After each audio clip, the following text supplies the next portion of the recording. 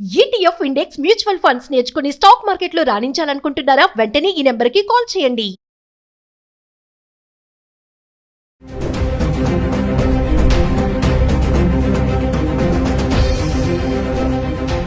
Hi hello నమస్తే, welcome back to Suman T. ప్రస్తుతం మనతో పాటు ఉన్నారు పబ్లిక్ స్పీకర్ రజనీ రమ గారు.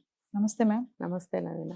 మ్యామ్, ప్రెసెంట్ డేస్లో మనకు పనులన్నీ అయిపోయాక ఏదైనా కొంచెం టైం దొరికింది, ఇలా కూర్చుందాం అంటే, కూర్చొని మాట్లాడుకుందాం అంటే, ఆ టైంలో కూడా మన చేతిలో మొబైల్ ఉంటుంది. అవును, ఖచ్చితంగా మొబైల్ పట్టుకోవడం, ఏదో చూసుకుంటున్నాం అనేసి ఇదే పని.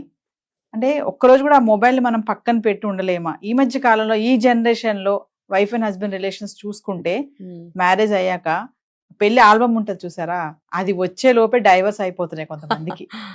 అంటే అక్కడ డిస్టర్బెన్స్ అనేది ఈ సోషల్ మీడియా, ఈ గ్యాడ్జెట్స్ వల్ల కూడా వస్తుంది. ఎంతమంది వైఫ్ అండ్ హస్బెండ్స్ అసలు మీరు అన్నట్టుగా ఒక వీడియోలో చెప్పారు, పడుకునే ముందు కాసేపు కూర్చొని మాట్లాడుకోవాలి అని. ఆ మాట్లాడుకునే టైం లేదు. అక్కడ కూడా హస్బెండ్ కానీ వైఫ్ కానీ, హస్బెండ్స్ అనొద్దు, మన వైఫ్స్ కూడా ఆగి తయారయ్యారు. ఆ టైంలో కూడా బెడ్ మీద కూర్చొని కూడా పడుకునే టైంలో ఆ 10-11 అయినా కూడా ఆ మొబైల్ తోటే. మరొక్కసారి దీనికి చెక్ పెట్టే సూత్రాలు ఏం లేవా అంటారా? వైఫ్ అండ్ హస్బెండ్ రిలేషన్ అనేది ఎన్నో కారణాల వల్ల కూడా దెబ్బతింటుంది.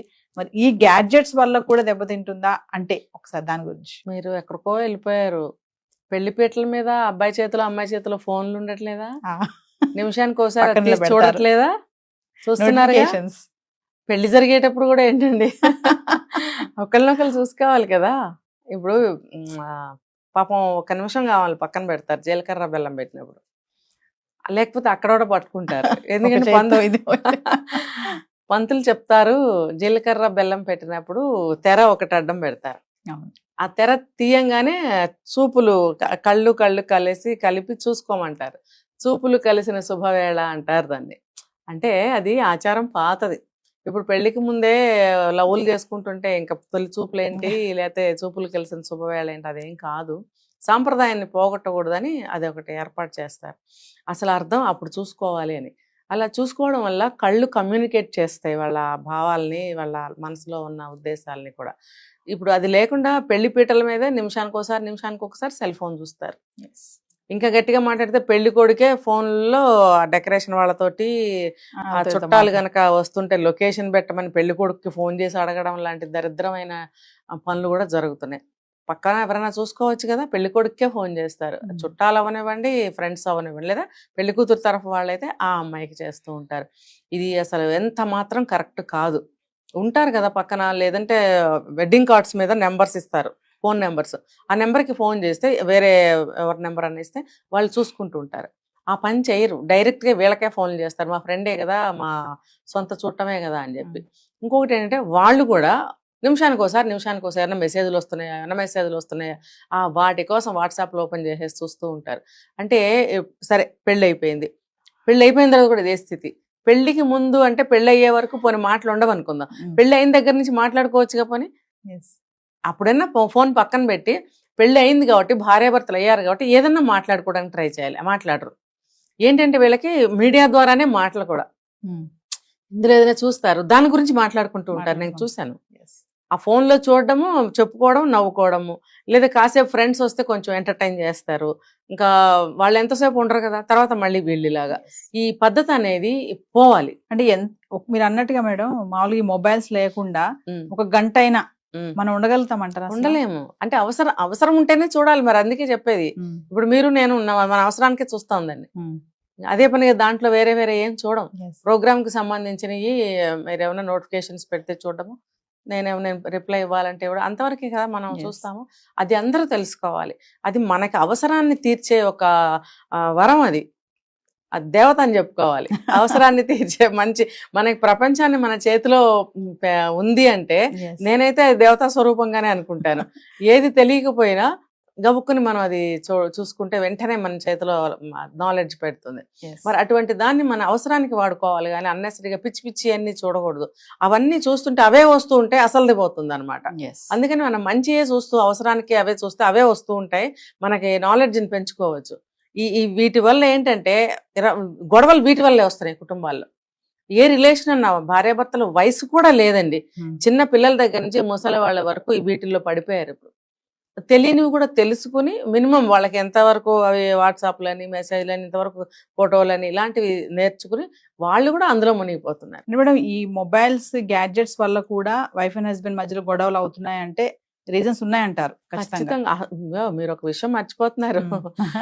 ఇప్పుడు వచ్చే గొడవలు కంప్లీట్ గా ఆ పాతకాలంలో వచ్చే గొడవలు లాంటివి కానే కాదు, ఇలాంటివే. పాతకాలంలో గొడవలు మామూలుగా కుటుంబం గురించి కానీ, భర్త చెడు తిరుగుళ్ళు తిరిగినా, భార్య తప్పులు చేసినా, పిల్లల గొడవలు వచ్చినా, చుట్టాల గొడవలు వచ్చినా వాటి గురించి ఉండేవి గొడవలు. ఇప్పుడేంటి ఖచ్చితంగా ఇది ఈ సెల్ ఫోన్ వల్లే వస్తున్నాయి గొడవలు. ఈ సెల్ ఫోన్ తోనే గొడవలు వస్తున్నాయి. ఏంటి ఒక కాసేపు కాదు, కొంచెం సేపు కాదు, 24 గంటలు ఈ ఫోన్లోనే ఉంటున్నారు పెద్దవాళ్ళు కూడా. నేను చెప్తున్నా, ప్రతి ఇంట్లో ఈ సమస్య ముఖ్యంగా ఆడవాళ్ళు ఎదుర్కొంటున్నారు మగవాళ్ళ గురించి. ఏం చేయాలి మరి మేము కూర్చుని ఖాళీగా అంటారు. ఏంటి ఏం చేయాలి, ఇంట్లో తిరగచ్చుగా, ఇంట్లో అటు ఇటు తిరగచ్చుగా, ఆడవాళ్ళు తిరగట్లేదా ఇంట్లో? ఆ పని ఈ పని ఈ పని తిరుగుతున్నారుగా, మీరెందుకు ఖాళీగా కూర్చోవాలి? ఇప్పుడు సాఫ్ట్వేర్ జాబ్స్ అయినా సరే అదే పనిగా చైర్లో కూర్చుంటే వాళ్ళు ఫ్యాట్ అయిపోవడము, వేరే వేరే హెల్త్ ప్రాబ్లమ్స్ రావడం జరుగుతున్నాయి కదా.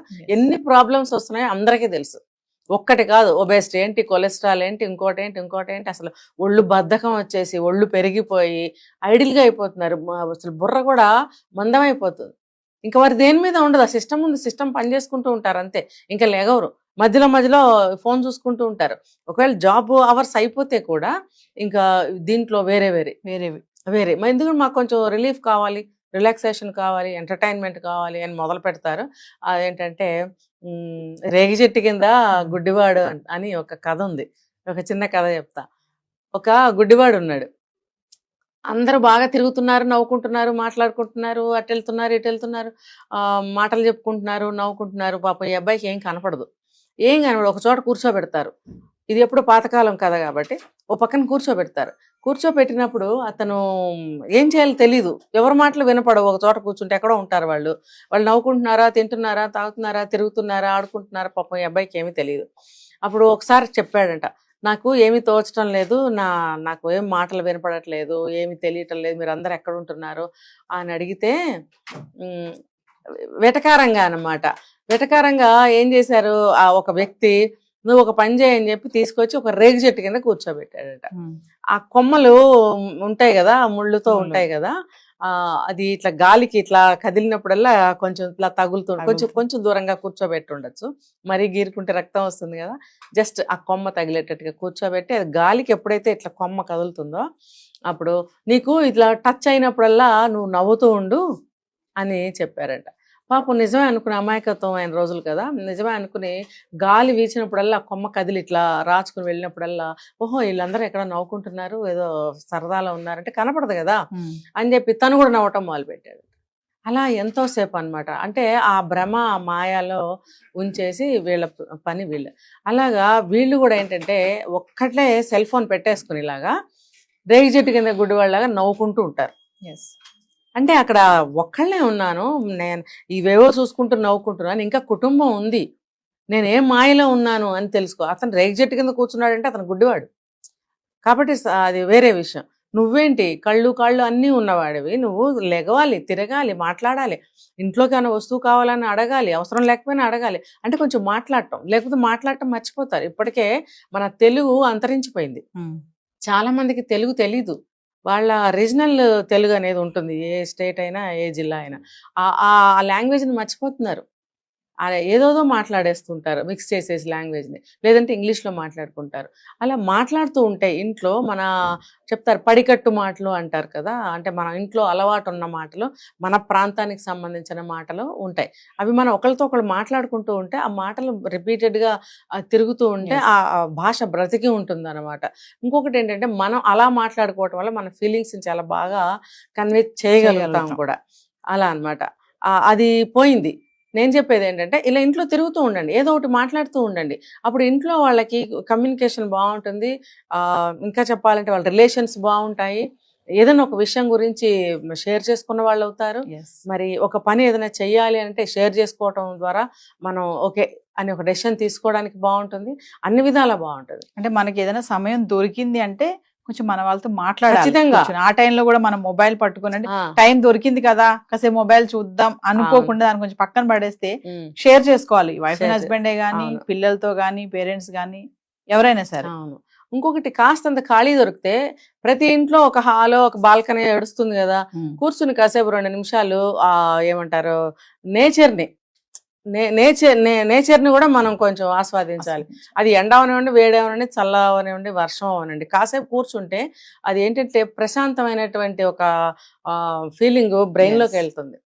ఎండాకాలం అయినా సరే ఏముంది, కూర్చోండి ఇద్దరు కాసేపు ఎక్కడో చోట కూర్చోండి, ఇంట్లోనో బాల్కనీలో కూర్చొని ఒక 15 నిమిషాలు 20 నిమిషాలు కూర్చోండి. ఏదో ఒకటి ఎవరో ఒకళ్ళు కనిపిస్తుంటారు, 2 మాటలు అలా మాట్లాడుకోవచ్చు కదా. ఇంట్లోనే ఆ సిస్టమ్ దగ్గర ఒకళ్ళు, ఈ సెల్ ఫోన్ దగ్గర ఒకళ్ళు, పొయ్యి దగ్గర ఒకళ్ళు అలా మగ్గిపోతే వాళ్ళ ప్రపంచం ఏం ఉండదండి. అసలు మనకి మానసికమైనటువంటి భావాలు కట్ అయిపోతాయి, తర్వాత మన ఆలోచనలు కట్ అయిపోతాయి, మా సంబంధాలు కట్ అయిపోతాయి, అన్నిటికీ రీజన్ అన్నమాట అది. ఇప్పుడు మొన్న ఒక జోక్ కూడా మనం చూసాం ఒక చోట, భర్త ఎప్పుడు చూసినా సెల్ ఫోన్ చూస్తున్నాడు అని చెప్పి లాక్కుని టీవీకి వేసి కొట్టింది, 2 పోయాయి. అంటే అడుగుతుంది ఎంతసేపటికి మాట్లాడి, ఇంకొక ఆవిడ ఆ సిస్టమ్ తీసుకెళ్లి అవతల పారేస్తే అప్పుడు కానీ లేచి రాలేదు. అంటే ఆ భార్యకి ఎందుకు కోపం వస్తుంది, ఆ వచ్చిన కోపంలో రీజన్ ఉందా లేదా, న్యాయం ఉందా లేదా అని ఆలోచించగలగాలి. నా ల్యాప్టాప్ తీసేస్తావా, నా ఫోన్ తీసేస్తావా అని చెప్పి తిరగబడి కొట్టడం, లేకపోతే హత్యలకు వెళ్ళిపోతున్నాయి అలాంటి కోపాలు. ఇవన్నీ కాదు, ఎవరికి వాళ్ళు అర్థం చేసుకోండి. సిస్టమ్ దగ్గర ఎంతసేపు ఉండాలి, సెల్ ఫోన్తో ఎంతసేపు ఉండాలి, ఇంట్లో వ్యక్తులతో ఎంతసేపు, భార్యే కాదండి ఫ్యామిలీ ఉండదా, పిల్లలు ఉండరా, పిల్లలు ఇంతోళ్ళు ఉండొచ్చు అంతోళ్ళు ఉండొచ్చు, డిగ్రీలకు వచ్చిన వాళ్ళు ఉండొచ్చు. మరి ఫ్యామిలీ అనే తర్వాత ఎలా ఉండాలి బాండ్? నలుగురు చేతిలో 4 ఫోన్లు ఉంటాయి. నేను ఈరోజు మార్నింగే చూశాను, మా ఇంటి పక్కనే ఎక్కారు కారు, ఎక్కి ఇంకా ఇంత దూరం కూడా రాలేదు, ఒక 10 అడుగులు, అక్కడ ఒక 7-8 ఏళ్ల పిల్లాడు కూర్చున్నాడు ఫ్రంట్ సీట్లో. అక్కడ ఇల్లు ఎంత దూరం ఉందంటే రోడ్డు మీదకి వచ్చి ఇంకా 1/2 సెకండ్ కూడా కాలేదు, సెల్ ఫోన్ ఓపెన్ చేసేసి చూసేస్తున్నాడు. పక్కనే ఫాదర్ ఉండొచ్చు డ్రైవింగ్ సీట్లో. మరి ఎందుకు ఎలా చేస్తున్నారు? ఆ పిల్లాడిని రోడ్డు మీద చూడరా బాబు, ఆ ట్రీ చూడు, ట్రీ మీద ఫ్లవర్స్ చూడు, లేదా పక్షులు ఉంటాయి చూడు, రోడ్డు మీద కుక్క ఎదురు కనిపిస్తుంది చూడు, పిల్లి కనిపిస్తుంది చూడు, అక్కడ టెంపుల్ ఉంది, పూజారి వస్తున్నారు, అవన్నీ వాతావరణంలో ఉండేవి, అవన్నీ కూడా ప్రకృతిలో. అవన్నీ ఎందుకు చూడమని ఎందుకు చెప్పరు? ఒక లాక్కుని జేబులో పెట్టుకోలేడు ఆయన, ఫోన్ ఎందుకు ఇచ్చినట్టు? ఇంత పిల్లల దగ్గర నుంచి పెద్ద పిల్లల వరకు ఎంతమంది ఉంటాయి ఇంట్లో, అంతమంది చేతిలో సెల్ ఫోన్లు, ఇవి స్మార్ట్ ఫోన్లు ఉంటున్నాయండి, మామూలు ఫోన్లు కావు. మరి ఎవరి ప్రపంచం వాళ్ళు, ఎవరికి కావాల్సిన వాళ్ళు చూసుకుంటాడు. టైంకి ఇది మాత్రం ఎక్కడి నుంచి వస్తుంది అంటే ఇంట్లో భార్య మాత్రం వెళ్ళి వండాలి, ఆవిడ కూడా తూతు మంత్రంగా వంట చేసేసి గవా ఫోన్ చూసుకుంటుంది. దీనివల్ల ఏమవుతుందంటే మానవ సంబంధాలు, కుటుంబ సంబంధాలు తెగిపోతాయి. తర్వాత మానసికంగా వాళ్ళు కుంగిపోతూ ఉంటారు, ప్రేమలకి నోచుకోరు, వ్యవహారాలు నాశనం అయిపోతాయి, అన్ని ఆర్టిఫిషియల్ గా జరిగిపోతుంటాయి, అంతే మెకానికల్ గా. Thank you.